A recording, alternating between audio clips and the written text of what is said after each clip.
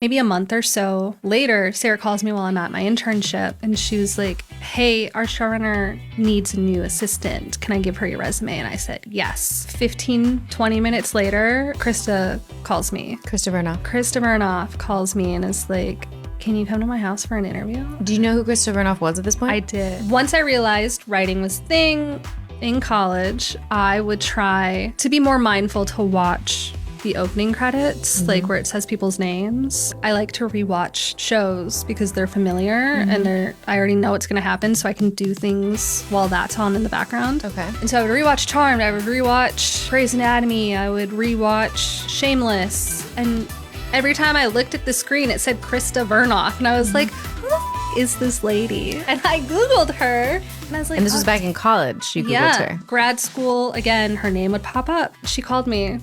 And I was like, holy I knew exactly who she was, like of all people. I was like, oh, yeah, you want me to come to your house? I can come to your house. When do I need to be at your house? I'm in Beverly Hills. And she's like, maybe 30 minutes. And I was like, great, I'm leaving now. And I looked at my supervisor at the internship and I was like, bye. And you left. I left. What happened next? I got to Krista's house and I beat her to her house. Good. Check. I felt very good about that. Yeah. I was sweating the entire way. I think I called my mom and I was like, this thing is happening. This would be so cool. You remember what your mom said to you? I think she said, congratulations, I'm proud of you, like good for you, like the usual things plus honey at the end. I had no experience on a show. Like I had never been an assistant, like full stop, never been an assistant in the industry.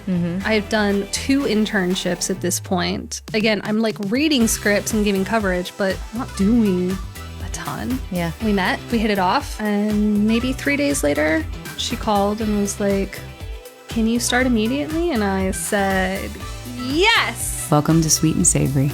Grab a snack and let's get into it.